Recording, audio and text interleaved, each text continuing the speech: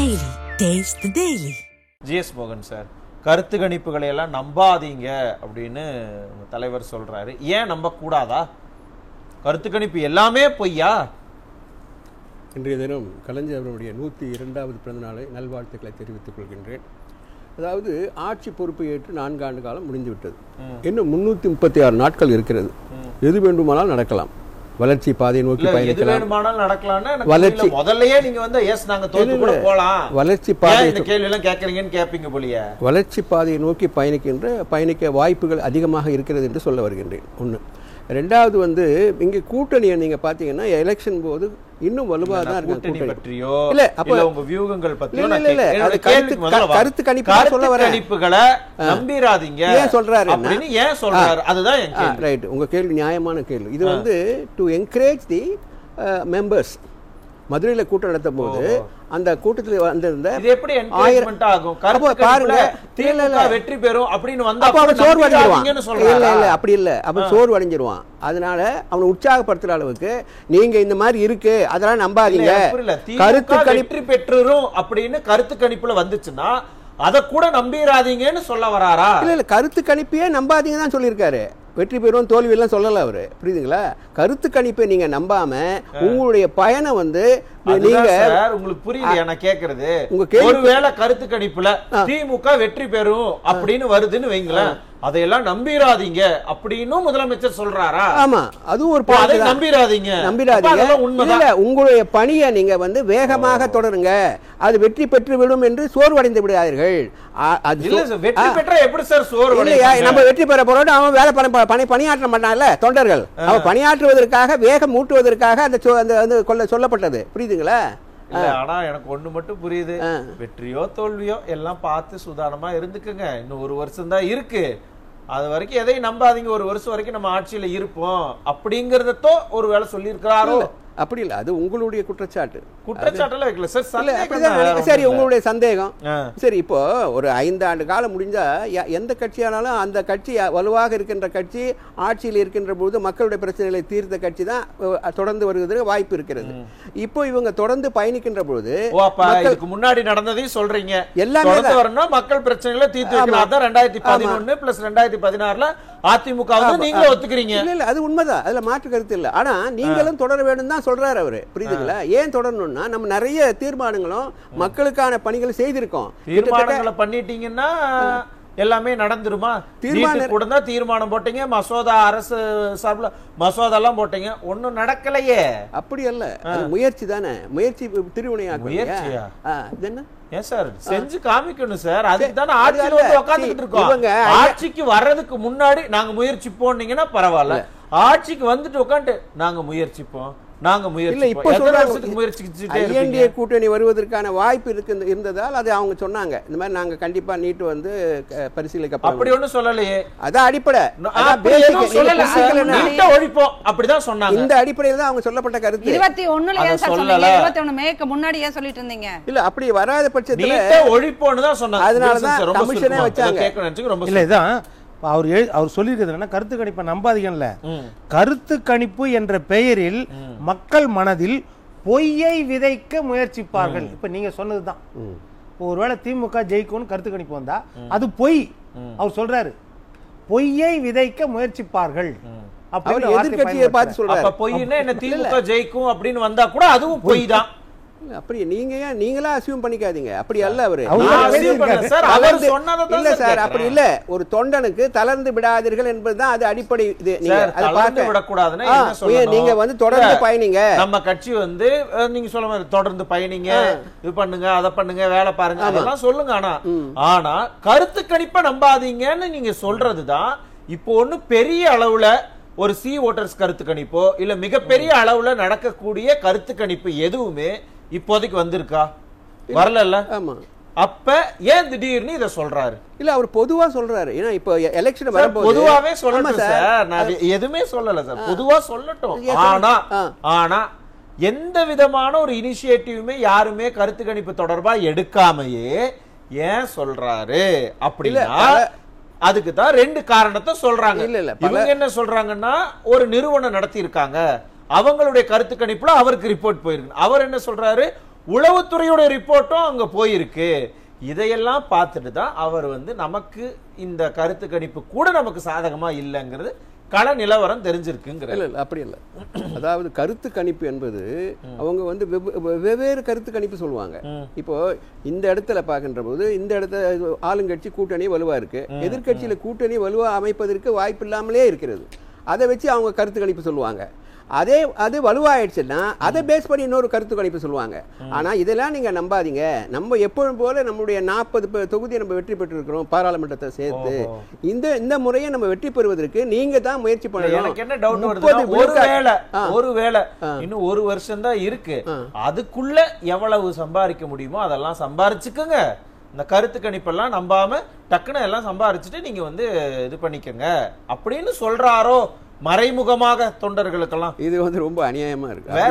வேற என்ன அப்புறம் நிர்வாகிகளுக்கும் தொண்டர்களுக்கும் நீங்க வந்து பணியாற்றி கட்சியை பலம் பெற செய்யுங்க, மறுபடியும் ஆட்சிக்கு வருவதற்கு முயற்சி செய்யுங்கன்னு சொல்வதை விட்டுட்டு நீங்க சம்பாரிச்சீங்கன்னு சொல்வது ஏற்றுக்கொள்ளக்கூடியதா? பாத்தீங்களா? அப்ப என்ன சொல்லணும், அதை கருத்து கணிப்பு அது அதெல்லாம் விட்டுருங்க அப்படின்னு எல்லாம் சொல்லணும். அதெல்லாம் பொய். நீங்க கருத்து கணிப்புகளை விட்டுருங்க, அதை தவிர்த்துருங்க அப்படின்னு சொல்லியிருந்தா கூட அவங்கள அக்செப்ட் பண்ணிப்பாங்க. சரி ஓகே எதையுமே நம்பாதீங்கன்னு சொல்லிட்டாங்க. ஆனால் கருத்து கணிப்பில் வருவது எல்லாம் பொய். அதுவும் நெரட்டிவ் அவங்க செட் பண்ணுவாங்க. அதுக்கு மேல நம்ம இருக்கணும்னா என்ன அர்த்தம்? நம்ம பொய்க்கு மேல பொய்யா சொல்லணும்னு சொல்றாரோ? அப்படி சொன்னதுனால தான் நீங்க எல்லாம் அதை எடுத்துக்கிட்டீங்க பாயிண்டா. புரியுதுங்களா? அதுக்காக தான் பேசப்பட்டது. நீங்க வந்து பேசுறாரு சார், ஒரு வார்த்தைக்கு எந்த இடத்துல அரசியல் இருக்கு சார். இது மக்கள் மத்தியில பேசல, அந்த கட்சியினுடைய தொண்டர்கள் மத்தியிலே சொல்றாரு. அப்போ அந்த தொண்டர்களுக்கு விழிப்புணர்வு, அவருக்கு வந்து ஃபர்தரா ஒர்க் பண்றதுக்கு ஒரு இது சொல்றாரு, என்கரேஜ் பண்றாரு. கணிப்பு சாதகமா இருந்தாலும் பாதகமா இருந்தாலும் நம்பாதீங்கன்னு சொன்னா பரவாயில்ல. கருத்து கணிப்பு பொய் தான் சொல்ற போது என்ன அர்த்தம்? திமுக ஜெயிக்குன்னு சொன்னாலும் அது பொய்யா? அப்படி அல்ல. கருத்து கணிப்பு மைனஸ் நெகட்டிவ்ல சொல்றாங்க, அதான் நீங்க நம்பாதீங்கன்னு தான் அர்த்தம். புரியுதுங்களா? சில இடத்துல வந்து பாசிட்டிவா சொல்றாங்க, சில இடத்துல நெகட்டிவா சொல்றாங்க. புரிஞ்சுக்கிறீங்கல்ல, நீங்க ஒரு விஷயத்தை புரிஞ்சுக்கிறீங்க. அந்த மாதிரி அவங்க புரிஞ்சுக்கிறது என்னன்னா திமுகவும் இங்க வந்து ஒண்ணு இல்ல, இங்க ஜெயிக்காது அப்படிங்கிற உண்மையை சொல்லிட்டு எங்க திமுக தொண்டர்களே வந்து ஐயோ நம்ம தோத்துருவோம், அதனால நம்ம கொஞ்சம் சூதானமா இருந்துக்கலாம் அப்படிங்கிற மனநிலைக்கு போயிருவாங்களோங்கிற பயம் அப்படிங்கிறாங்க. கருத்து கணிப்பு இனி வரும், அதை நம்பாதீங்க, அது பொய் அப்படின்றது தான் அர்த்தம். இனி வரக்கூடிய அவருடைய தொண்டர்களை என்கரேஜ் பண்றதுக்காக தான் அந்த வார்த்தை விட்டு அடுத்த வார்த்தை பேசவே அர்த்தம். நீங்க அதை விட்டு வேற என்ன சொல்றீங்க? வேற நீங்க வேற என்ன சொல்ல மாட்டீங்க? அதுதான் நீங்களும் கேக்குறீங்க. இல்ல ஊடகத்துல சொகுசெல்லாம் எங்களுக்கு இல்ல, திமுகவுக்கு என்றைக்குமே இருந்தது இல்ல. எப்பவுமே திமுகவை வந்து ஆளுங்கட்சியா இருந்தாலும் சரி எதிர்கட்சியா இருந்தாலும் சரி விமர்சனம் பண்ணிட்டே தான் இருப்பாங்க. அது திமுகவை தான் விமர்சனம் பண்ணுவாங்க அப்படின்னு எல்லாம் கூட பேசியிருக்கிறாரு. அதை கேட்டா உங்க சிரிப்பு வருது. நாங்க உங்களுக்கும் இப்ப சிரிப்பு தான் வருது போலயே. அது வந்து நம்ம வந்து இல்ல உண்மையிலுமே உங்களுக்கு இப்ப சிரிப்பு தான் வருது. நீங்க சொல்ற கருத்து எனக்கு சிரிப்பா இருக்கு. சரி, இது நான் சொன்னது இல்ல, அவர் முதலமைச்சர் சொன்னது பாத்தீங்களா? அவர் அப்ப கரெக்ட்டா தான் சொல்லிருக்காங்க. அவர் சொன்னது உங்களுக்கே சிரிப்பு. முதலமைச்சர் வந்து பப்ளிக்லயே சொன்னாரு, தொண்டர்களுக்கு சொல்றாரு சார். தொண்டர்கள் மத்தியில மேலும் அவங்க வந்து தோல்வி அடையாம அவங்க வந்து பணியாற்றணும் என்ற அடிப்படையில் சொல்லப்பட்ட கருத்து. 3 ஆண்டுகளுக்கு முன்னாடி நம்ம ஆட்சிக்கு வந்த முதல் ஆண்டு பொதுக்குழு நடக்குது. அப்ப நம்ம என்ன சார் சொன்னாரு சொல்லுங்க? அன்றாடம் நம்மவர்கள் வந்து ஏதாவது பிரச்சனையை கொண்டுட்டு வருவாங்களோ அப்படின்னு தான் நான் வந்து தூக்கமே எனக்கு தொலைச்சிட்டேன் நானு அப்படின்லாம் பேசினேன். ஒரு ஆளுங்கட்சி இருக்கும்போது சில பிரச்சனைகள் வரதான் செய்யும், அதை சமாளிக்க முயற்சியும் செய்வோம். அன்றிலிருந்து இன்றைக்கு வரைக்கும் சார் சிஎம்க்கு நிறைய ஒர்க் சார், ஒர்க் லோடு ஹெவியா இருக்கும். அதனால அவர் சொன்னப்பட்ட கருத்து அது. நிர்வாகிகள் திமுகவினுடைய தொண்டர்கள், ஆமா அவங்க பஞ்சாயத்து பண்ணிட்டே இருக்காங்களே. அவர் சொன்னாரு அரக்கோணம் தெய்வ செயல், அவர் யாரு? இளைஞரணி நிர்வாகி. இந்த ஞானசேகரன் யாரு? திமுகவினுடைய அனுதாபின்னு நீங்களே சொல்லிக்கிறவங்க. அதுக்கு பின்னாடி எத்தனை கான்டாக்ட்ஸ் இருக்கு அப்படிங்கிற விவரங்கள் எல்லாம் ஒரு அனுதாபியாக இருந்தாலும் தொண்டனாக இருந்தாலும் தவறு செய்தா தண்டிக்கப்பட வேண்டியவர்கள் தான். அதுல மாற்று கருத்து இல்ல. எங்கோ ஒருத்தன் செய்த போது ஒட்டுமொத்தமா நீங்க கட்சியை பிரேம் பண்ணுவது ஏற்றுக்கொள்ளக்கூடியது இல்ல. இது உங்களுக்கு புரியுதா இல்லையான்னு எனக்கு தெரியல சார். எங்கோ ஒருத்தங்க தான் பண்றாங்க. ஆனா அவங்க பண்ற மிக முக்கியமான கிரைம் எல்லாம் இருக்குல்ல, ஒட்டுமொத்த தமிழ்நாட்டில் இருக்கிற பெண்கள் மத்தியிலையும் திமுகவுடைய ஆட்சிக்கு எதிரான மனநிலையை விதைச்சுக்கிட்டு இருக்கு. அதன் விளைவுதான் கருத்து கணிப்பை நீங்க நம்பாதீங்கன்னு முதலமைச்சர் சொன்னதுக்கு ரீசனும் இதுதான். இது இப்ப புரியுதா? இது உங்களுடைய கருத்து கணிப்பு. ஆனா அது அல்ல உண்மை. அவங்க வந்து தொண்டருக்கு சொன்னப்பட்ட கருத்தை வந்து நீங்க வந்து உங்களுக்கு சாதகமா சொல்லிக்கிறீங்க. கடைசி வரைக்கும் எவ்வளவு வேணாலும் கேட்டாலும் அதை மட்டும் உண்மையை மட்டும் சொல்லிராதன்னு இருக்கீங்க பாருங்க. அதே மாதிரி தான் நீங்களும் எவ்வளவு கேட்டாலும் அதே கேள்விதான் கேட்டுட்டு இருக்கீங்க. பதில் வரலையே. இதான் பதில். தொண்டர்களுக்கு உடைய உற்சாகம் ஊட்டுறதுக்காக சொல்லப்பட்ட கருத்துன்னு சொல்றேன். நீங்க இது 8வது முறையா சொல்றீங்க. இன்னும் 10 வருஷம் அதான் சொல்லுவோம். உற்சாக மூட்டை அப்படிதான் சார் மக்கள், அதாவது தொண்டர் மத்தியில பேசிக்கிட்ட போது வேற என்ன சொல்லுவாங்க? நல்லா சோய்வடையாதீங்க, நல்லா ஆட்சி நடந்துகிட்டு இருக்கு, அது எல்லாருக்குமே தெரியும். எல்லாரும் பேசுறாங்கன்னு எந்த இடத்துலயுமே அவர் சொல்லலையே. அது நீங்களே வந்து சொல்றதா மாதிரி ஆயிடும். தவறுகளை வந்து என்ன சார் நம்பர் 1 நம்ம தான் அப்படின்னு எல்லாம் சொல்றோம். அப்படி சொன்னா அவன் எல்லாருமே வந்து அதை பத்தி ஒர்க் பண்றதை நிறுத்திடுவான். நமக்கு சாதகமா எல்லாமே இருக்கு அப்படின்னு இப்படி சொன்னாதான் அவனுடைய உழைப்பு தேவைப்படுறே வந்து சோறு அடைஞ்சுக்கிட்டு தான் அடையாதுங்கன்னு சொல்றாரு அவரு. புரியலையா? இன்னும் கூட அதே மறுபடியும் சொல்றோம் 9வது வாட்டி. என்ன சொல்லுவீங்க? உற்சாகம் அடைய செய்ய. அவ்வளவுதான். அந்த ஒரே வார்த்தை வச்சுட்டு 1 மணி நேரம் டிபேட்டே முடிச்சிட்டீங்க சார். வர சார் இல்ல ஆனா ஒண்ணு இப்படி எல்லாம் நம்ம பேசுறோம்ல, கருத்து கணிப்பை நம்பாதீங்க. அதே வார்த்தை நாளைக்கு திமுகவுடைய நிர்வாகிகளுக்குமே பெரிய பேக் ஃபயர் ஆக போகுது. ஏன்னா எப்படி நீங்க வந்து இந்த முதல் பொதுக்குழுல பேசுனீங்கல்ல, நம்மவர்கள் யாரும் பிரச்சனை பண்ணிராதீங்கன்னு பேசுனீங்கல்ல, அதுவே உங்களுக்கு வந்து இப்ப பேக் ஃபயர் ஆயிடுச்சு. எதுவா இருந்தாலும் கூட்டணி பேஸ் பண்ணி தான் சார் வாக்குகள் அமையும். இந்த பக்கம் வலுவான கூட்டணி இருக்கு, வாக்கு போட மாட்டாங்க. இந்த பக்கம் ஒத்துக்கிறீங்களா? இந்த பக்கம் கூட்டணி இல்லையே சார். திமுகவுக்கு ஓட்டு கிடையாது, திமுக ஆட்சிக்கு கிடையாது. கூட்டணியை பேஸ் பண்ணி தான் ஓட்டு. எதுவா இருந்தாலும் நீங்க உங்களுக்கு அப்ப நீங்க வந்து பிஜேபியோட கூட்டணி வைக்கிறீங்க, தனியா நிக்க வேண்டியது தானே? நான் அதிமுக கூட்டணி பொதுவா சொல்றேன். அப்ப கூட்டணி அமைப்பது வந்து கூட்டணியை பேஸ் பண்ணி தான் சொன்னீங்க. அப்ப கூட்டணியை நம்பித்தான் திமுக இருக்கு. எந்த கட்சியா இருந்தாலும் கூட்டணி அமைப்பது வெற்றி பெறுவதற்கு தான். அதுல யாராக இருந்தாலும் வெறும் கூட்டணியை மட்டுமே நம்பித்தான் நாங்க இருக்கிறோம்ங்கறத ஒத்துக்கிறீங்க. அதிமுக நின்னாங்களா 2014ல? என்னாச்சு 2014 37 எம்பிசி ஜெயிச்சாங்கல்ல. அப்ப சிச்சுவேஷன் என்ன? அது பேஸ் பண்ணி தான் நம்ம அது சார் நம்ம இதுவரைக்குமே இந்த தேர்தல் வரைக்குமே நம்ம ஒரு நாள் கூட்டணி இல்லாம நின்னது இல்லையே. சிச்சுவேஷன் எல்லா சமயத்திலயும் நமக்கு சாதகமாவும் பாதகமாவும் இருந்துட்டு தான் இருக்கு. ஏன் நிக்கல கூட்டணி? ஏன் நீங்க நம்பி கூட்டணியை மட்டுமே ஏன் நம்புறீங்க? ஏன் தவறு என்னன்னு கேக்குறேன். இல்ல தவறு என்ன? நாங்க நிக்கிறதுக்கு நாங்க வரும் சாரும்போது வாங்கன்னு தானே சொல்றோம். எங்களோட பயணிக்கிறதுல என்ன தவறு நினைக்கிறீங்க? என்ன தவறு? அதான் திருப்பி கேக்குறேன். ஆனா நம்ம வெற்றி தோல்வி எல்லாருக்கும் சகஜம் தான் சார். ஆனா நம்ம வந்து நம்மளுடைய தோல்விகளை மறைக்கிறதுக்காக இல்ல நாங்க தோக்கல அவங்க தோக்குறாங்க, நாங்க தோக்கல அவங்க தோக்குறாங்கன்னு பழி போடுறீங்க பாத்தீங்களா? இதெல்லாம் மக்களுக்கு ரொம்ப நீங்க சொல்லுவதெல்லாம் தேர்தல் கமிஷன் சொல்லணும். எல்லா கட்சிகளும் தனித்து நில்லுங்க அப்படின்னு சொல்லியிருக்காங்களா?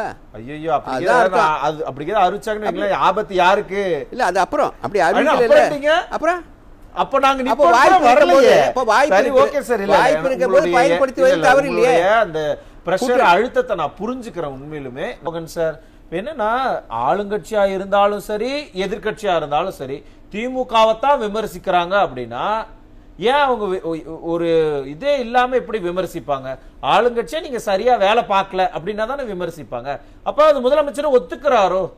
நம்ம எந்த இடத்துலயுமே சரியா வேலை பார்க்கறதுல அதனாலதான் எப்படி இருந்தாலும் நம்மளை திட்டிக்கிட்டே இருக்காங்கன்னு புலம்புறாரோ? இல்ல அப்படி இல்ல.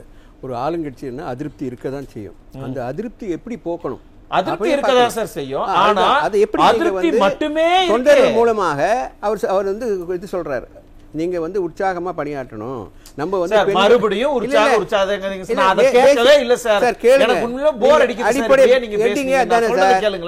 என்னுடைய கேள்விக்கு வாங்கலாம் சொல்லுங்க. ஏதாவது ஒரு தப்பு பண்ணாம எப்படி விமர்சனம் பண்ணுவாங்க? எப்ப பாரு ஆளுங்கட்சியா இருந்தாலும் விமர்சிக்கிறாங்க, எதிர்கட்சியா இருந்தாலும் விமர்சிக்கிறாங்கன்னு புலம்புறாருன்னா அப்ப ஆளுங்கட்சியாவும் சரியா செயல்படல, எதிர்கட்சியாவும் சரியா செயல்படல, அதனாலதான் நம்மளை விமர்சிக்கிறாங்கிற அந்த உண்மையை எல்லாரும் முன்னாடி ஒத்துக்கிட்டாரோ? எதிர்கட்சியிலும் செயல்படல நீங்களே சொல்றீங்க. அது எப்படி? அவரு தானே சார் சொல்றாரு ஆளுங்கட்சியா இருந்தாலும் விமர்சிக்கிறாங்க, எதிர்கட்சியா என்பது திமுகனாலே விமர்சிக்கிறாங்க, இந்த வடிவேல் வாடனாலே அடிக்கிறாங்க, திமுகனாலே நம்மள வந்து விமர்சிக்கிறாங்கன்னு அவர் சொல்றாரு. இல்ல ஆளுங்கட்சியா இருக்கும்போது விமர்சிப்பது வந்து சகஜம்தான். இது பண்ணியிருக்கலாமே, ஏன் இது செய்யல, அப்படிலாம் குற்றச்சாட்டுகள். இப்போ இந்த ஆட்சியில தான் பெண்களுக்கு எல்லாவித சலுகைகளும் கொடுக்கப்பட்டிருக்கு. எல்லாவித சலுகையும் ஒரே ஒரு சலுகை சொல்லுங்க. 1000 ரூபாய் திட்டம் தவிர ஒரே ஒரு சலுகை அதான் மெயின். 1 கோடியே 20 லட்சம் பேர் மறுபடியும் பாத்தீங்களா? என்ன பின்ன அது இல்ல ஒன்னு புரிஞ்சுங்க. யாருக்கு வாக்களிப்பாங்க? திமுகவை வீட்டுக்கு போவது அந்த 1000 ரூபாய் திட்டம் தான் சார். அது நீங்க அது கூட நீங்க அது கூட கொடுத்தத நீங்க வந்து கிண்டல் பண்றீங்களா? நான் கேக்குறேன், அப்ப அவங்க யாருக்கு வாக்களிப்பாங்க? உடனே அவங்க கொந்தளிக்கிறாங்கல்ல. நான் அத திருப்பி கேக்குறேன். தமிழ்நாட்டில் இருக்கிற பெண்களுடைய மனநிலை 1000 ரூபாய் கொடுத்து வாங்கின ஆதரவை விட கிடைக்காத எதிர்ப்பு இருக்குல்ல, அதுதான் உங்களுக்கு அதிகம். சார், கிடைக்காத எதிர்ப்பு இருக்கதான் சார் செய்யும். ஆனா கிடைத்தது அவங்க வரவேற்கிறாங்கல்ல, அவர்கள் தான் வாக்களிப்பாங்க. 28 மாசம் இல்ல அவர்கள் தான் வாக்களிப்பாங்களா? ஆமா, 1 கோடி 20 லட்சம் பேர் யாரு ஓட்டு போடுவாங்க